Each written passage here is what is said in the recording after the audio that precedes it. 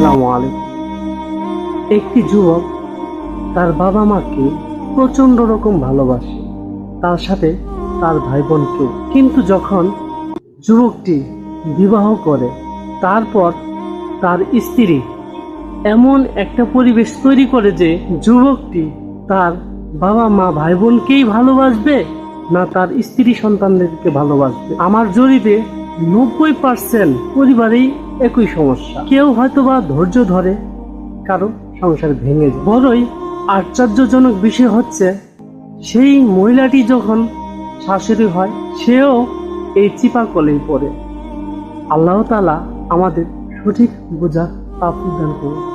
আমিন। মাগো তোমার সনে কত ঝগড়া করে